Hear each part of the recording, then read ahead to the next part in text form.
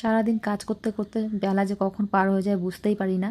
তো সকালের কাজকর্ম সেরে কিন্তু এই বিছানাগুলো গুছিয়ে নিচ্ছি, তারপর কিন্তু রান্নার দিকে চলে যাব।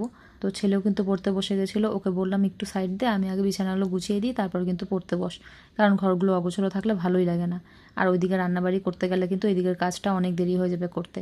তারপর কিছু কাপড় জামা ছিল, সেগুলো কিন্তু গুছিয়ে নিয়ে পাশের রুমটাও পরিষ্কার করে নিলাম। আর ছেলে ওইদিকে পড়তে বসে গেল, আমিও চলে গেলাম রান্নার দিকে।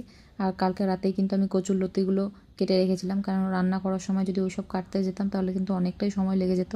ভাতটা কিন্তু বসিয়ে দিয়েছি, আর কচুর লতিগুলো কিন্তু আমি ছুলে রেখেছিলাম, সেগুলোই কিন্তু একটু পাতলা পাতলা করে কেটে নিলাম। আর তারপর ভাত হয়ে গেছে, তাই ভাতটা নামিয়ে নিয়ে কিন্তু এই কচুর লতিগুলো সিদ্ধ করে নিলাম, নাহলে কিন্তু গলায় ধরতে পারে। তো কচুর লতি কিন্তু সিদ্ধ হয়ে গেছে, এখন কিন্তু নামিয়ে নিলাম। তারপর কিন্তু কয়েকটা লঙ্কা কেটে নিলাম, আর কিছু রসুন থেতলে নিলাম, আর পেঁয়াজটাও কেটে নিলাম।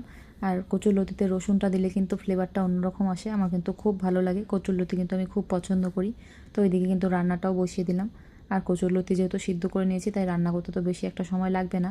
লবণ, হলুদ আর গুঁড়ো মশলাগুলো দিয়ে একটু ভালো করে ভেজে নিলাম। তারপর কিন্তু নামানোর আগে কিছুটা ধনেপাতা দিয়ে নামিয়ে নিব, তাহলে কিন্তু ফ্লেভারটা অন্যরকম হবে।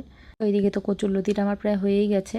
আর কিন্তু করব রুই মাছের তরকারি আলু দিয়ে, শুধু সিম্পলভাবেই, আর কোনো কিছুই কিন্তু দেবো না। তো এটা নামিয়ে নিয়ে কিন্তু আমি মাছগুলো ভেজে নিয়েছি, আর আগের দিন রাতেই তো মাছ ধুয়ে ভেজে রেখেছিলাম, তো সেটাও আবার আরেকটু ভেজে নিলাম। তো মাছগুলো ভেজে নিয়ে কিন্তু আমি তরকারিটাও করে নিলাম। আর একটা কথা, তোমাদের সাথে যে আমি রোজ রোজ এই ভিডিওগুলো শেয়ার করছি, আর ভয়েসে তো আমি যা কাজ করছি সেটাই তোমাদের সাথে শেয়ার করছি। তো তোমাদেরকে এই ভিডিওগুলো ভালো লাগছে না খারাপ লাগছে অবশ্যই কিন্তু আমাকে কমেন্টে জানিও, তাহলে আমার খুবই ভালো লাগবে।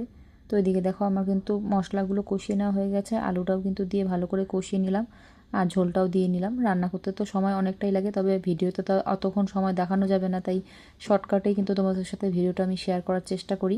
তো এদিকে তরকারিটাও কিন্তু হয়ে গেছে, আর ছেলে দেখো ক্রামবোর্ডের উপরে বসে তারপর ক্রামবোর্ড খেলছে, সত্যি হাসিও পাচ্ছে। এইদিকে কিন্তু স্নানটাও হয়ে গেছে, পুজোটাও দিয়ে নিলাম। আজকের ভিডিওটা এইটুকুই। আমার পুরো ভিডিওটা দেখার জন্য তোমাদেরকে অনেক অনেক ভালোবাসা রইল।